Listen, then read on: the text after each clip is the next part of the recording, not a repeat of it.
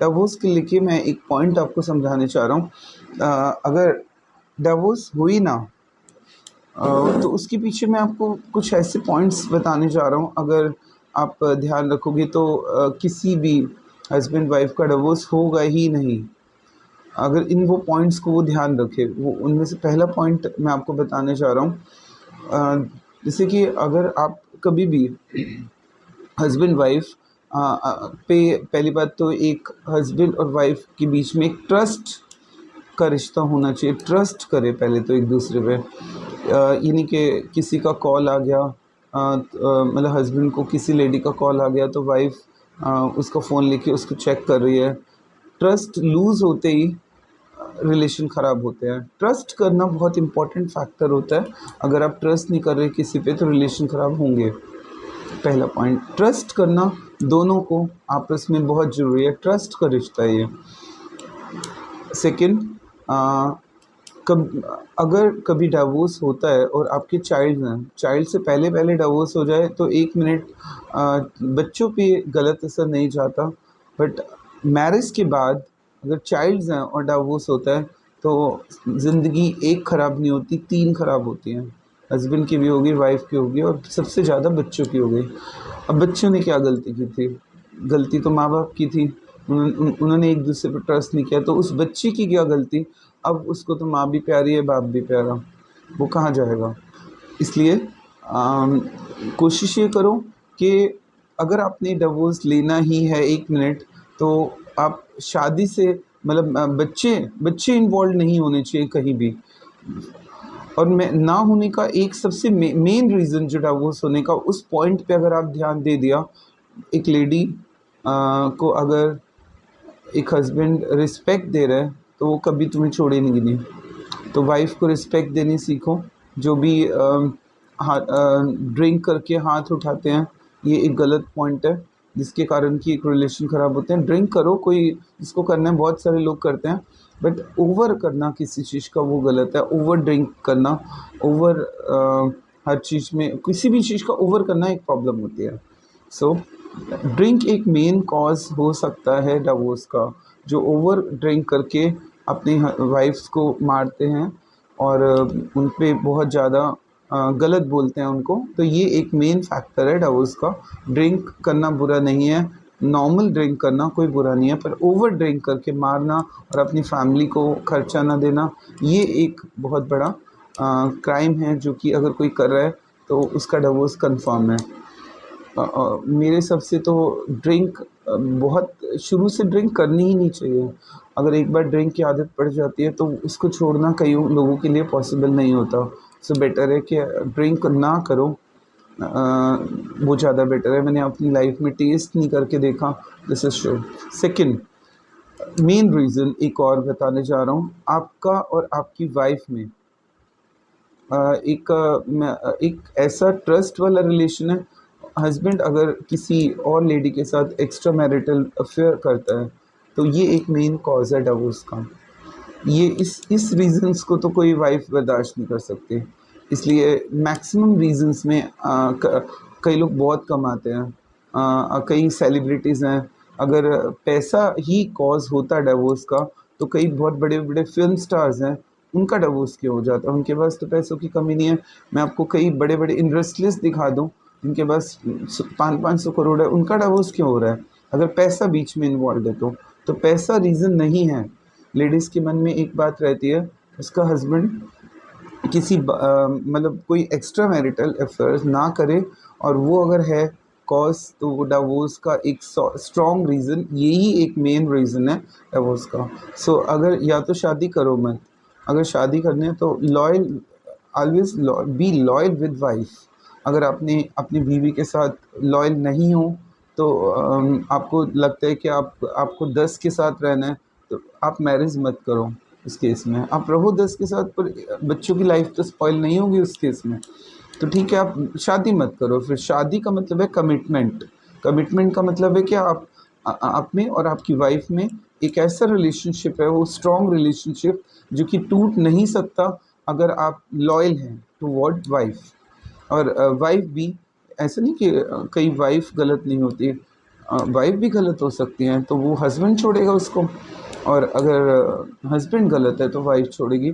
सो दोनों साइड से ही गलतियाँ होती हैं। सो आफ्टर मैरिज अगर आप ये सोच रहे हैं कि बच्चों की ज़िंदगी मैं बताता हूँ कैसे स्पॉइल होती है, इन सब के पीछे बच्चे कहाँ सफ़र करते हैं।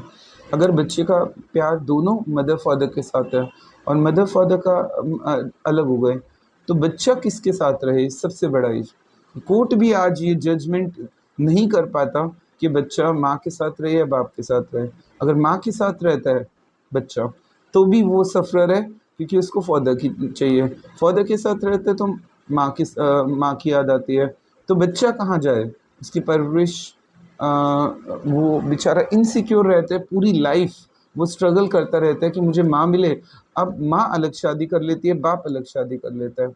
एक तो अगर बच्चा माँ के साथ है, तो वो बच्चा सफ़रर है, क्योंकि उसका ध्यान, उसका जो हस्बैंड होगा, वो बच्चे को पता नहीं प्यार देगा नहीं देगा, वो एक्सेप्ट करेगा नहीं करेगा उसको, और बच्चा एक्सेप्ट करेगा नहीं करेगा उसका ध्यान। और हस्बैंड ने भी अपनी शादी कर ली, ठीक है। अब उसका दिल भी करता है उस बच्चे के साथ मिलने का, और वो मिलने नहीं देती, क्योंकि वो कहती है कि मैं मिलने नहीं दूंगी तुझे। तो बताओ, ये ये कैसा कैसा पाप हो गया। तो बेस्ट तरीका क्या होता है, मैंने आपको सिंपल बता दिया। अगर आपने अपनी ज़िंदगी में ये चाहते हैं कि आपको 10 के साथ रहना है, 10 के साथ रिलेशन बनाने हैं, तो मैरिज मत करो। मैरिज करने की ज़रूरत नहीं है उस केस में। आप ठीक है, आप किसी के साथ भी लिव इन में रह लो, बट मैरिज वर्ड आते ही याद रख लो कि आपको रिलेशनशिप उसी के साथ रखना है।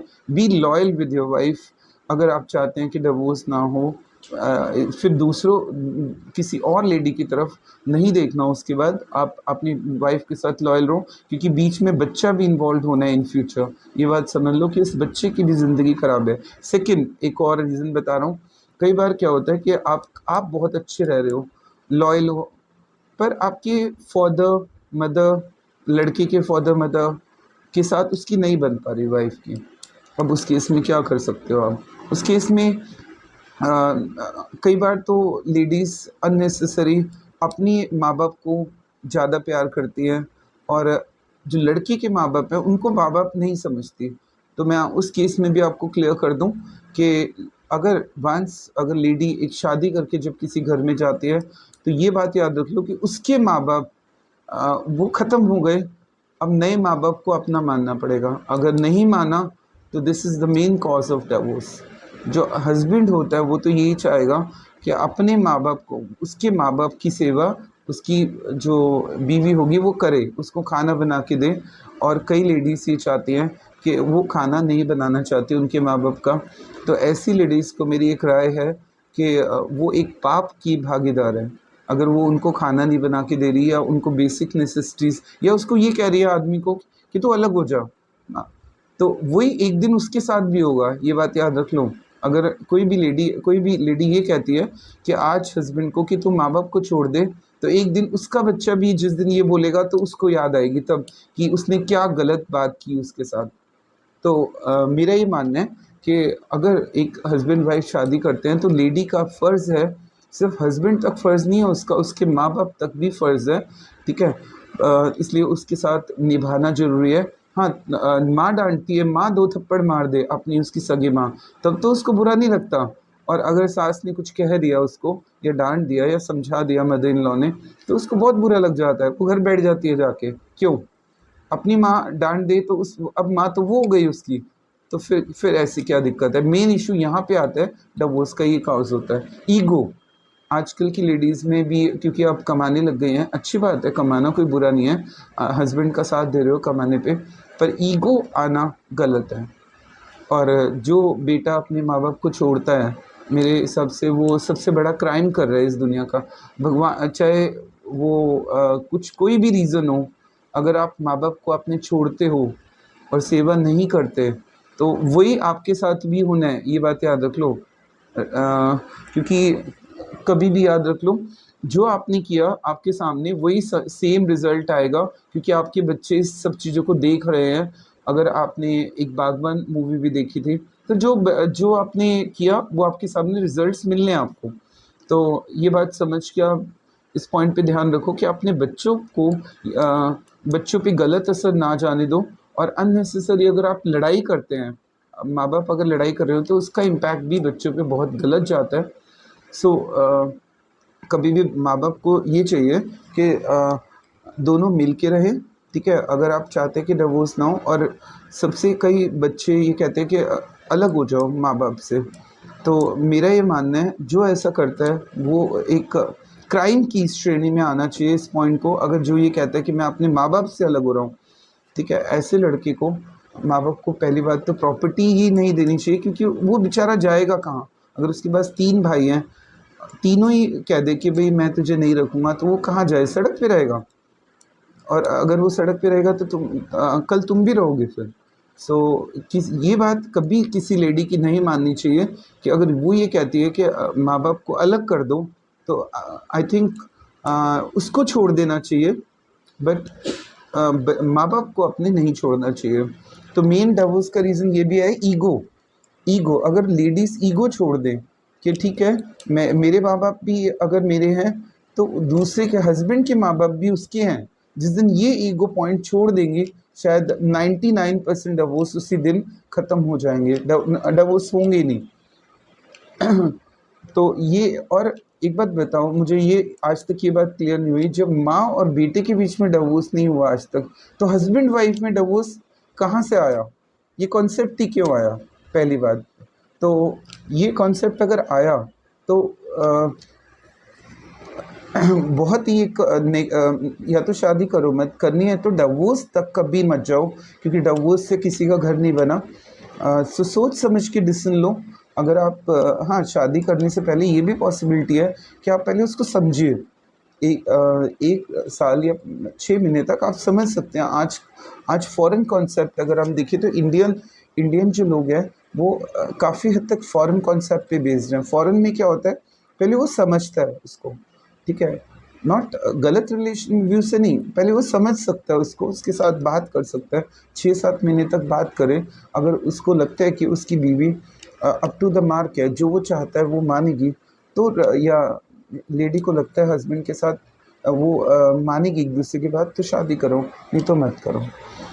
तो मेरा यही आपसे ये मोटिवेशन स्पीच देने का रीज़न यही था कि आज के बाद आप 2-3 पॉइंट शॉर्टकट में लास्ट में बता रहा हूँ, ये 6-7 पॉइंट्स याद रख लो अगर आप डिवोर्स नहीं चाहते। पहला point, be loyal to your wife, ये मेन कॉज था डिवोर्स का, ठीक है।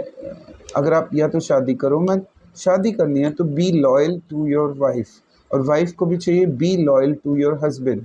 ये पहला रीज़न है डिवोर्स का, जिससे कि बच्चों की ज़िंदगी ख़राब होती है, और बच्चों की ज़िंदगी ख़राब हो गई तो परिवार पूरा स्पॉइल्ड है। सेकंड सेकंड मैंने आपको जो पॉइंट बताया, अगर वाइफ जो लेडीज़ है, अगर दूसरे के माँ बाप को, जो लड़की के माँ बाप को अगर अपना माँ बाप बना लें, तो डिवोर्स होगा ही नहीं। मेन कॉज सेपरेशन हो जाता है कई बार, वो फोर्स करती है इन्वायरमेंट को देख के, और ये एक मेन रीज़न होता है क्योंकि लड़का माँ की अपने माँ बाप की सुनता है कई केसेस में, तो इस तरह से लड़की अपने घर चली जाती है, और डिवोर्स ये रीज़न भी होता है डिवोर्स का। कई बार हस्बैंड, तो मेरा मानना है कि लड़कियों को चाहिए कि हमेशा माँ बाप की तरफ, जो अपने उनके खुद जो हस्बैंड के मदर फादर है, उनकी इज्जत करना शुरू कर दे, तो डिवोर्स नहीं होगा। Second reason. थर्ड रीज़न, अगर डिवोर्स का जो मेन रीज़न ये भी है, मेन रीज़न तो मैंने आपको फर्स्ट नंबर पे बता दिया, सेकंड भी बता दिया। थर्ड रीज़न, जो लेडीज़ वर्किंग हैं, जो कमाती हैं, बहुत अच्छा कमा रही हैं, उनको, वो अपने हस्बैंड को अगर हस्बैंड कम कमा रहा है, ये एक ऐसा रिलेशनशिप है जिसमें कि दोनों को सपोर्टिव होना चाहिए। पर हस्बैंड की अगर सैलरी कम है और वाइफ की ज़्यादा है, तो वो कभी ऐसी बात ना डिस्कस करे उसके साथ, और उसको फील हो कि वो इतना नहीं कमा रहा। ये भी एक थर्ड रीज़न हो सकता है कि डिवोर्स का। और फोर्थ रीज़न, जो लेडीज़ होती हैं उनको थोड़ा सा जो गुस्से का लेवल है, हाइपर लेवल जो होता है, चाहे वो हस्बैंड का हो या लेडीज़ की तरफ से हो, कोई भी बात को सहना सहना सबको आना चाहिए, वो हस्बैंड हो या वाइफ हो। लड़ाई तो रोज़ होती है, लड़ाई होना तो एक अच्छा पॉइंट होता है, कई बार लड़ाई होने से प्यार भी बढ़ता है। बट जिसको सहना आ जाता है, पेशेंस आ जाता है, पेशेंस लेवल, चाहे वो वाइफ हो हस्बैंड हो, जिसका पेशेंस लेवल लूज़ हो जाता है, छोटी सी बात को वो थप्पड़ मार रहा है, वो थप्पड़ मार रही है, वो चाकू मार रहा है, वो चाकू मार रही है, तो उस केस में कोई वो साथ नहीं रह सकते कभी भी, नेवर एवर। तो एक बात अगर कोई दूसरा बोल रहा है तो दूसरे को पेशेंसली सुनना चाहिए और नेग्लेक्ट कर देना चाहिए। सो ये और अपने माँ बाप की इज्जत करो हमेशा, अगर आप चाहते हैं कि कभी भी ऐसा स्टेज ना आए। और थैंक्स कि आपने मेरी बात को सुना। और अगर आपने कोई भी रिव्यू आप मेरे साथ डिस्कस करना चाहते हैं तो आप कर सकते हैं। थैंक्स।